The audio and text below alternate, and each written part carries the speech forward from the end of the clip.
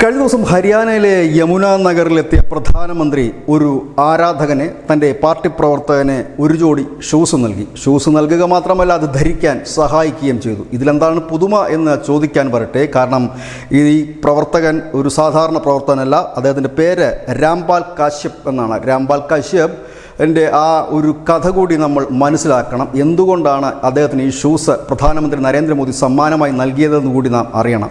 മുൻപ് മലയാളത്തിലിറങ്ങിയ മഹേഷിൻ്റെ പ്രതികാരമെന്ന ചിത്രത്തിൻ്റെ ആ ഒരു കാമ്പ് എന്ന് പറഞ്ഞാൽ പ്രതികാരം ചെയ്യുന്നതിന് വേണ്ടിയിട്ട് ചെരുപ്പ് ധരിക്കില്ല എന്ന് പ്രതിജ്ഞയെടുത്ത നായകൻ്റെ കഥയായിരുന്നു.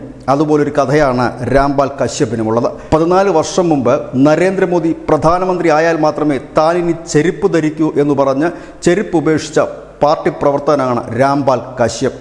14 വർഷത്തിനു ശേഷം നരേന്ദ്രമോദി മൂന്നാമതും പ്രധാനമന്ത്രിയായിട്ടും ചെരുപ്പ് ധരിക്കാൻ രാംപാൽ കശ്യപ് തയ്യാറായിരുന്നില്ല.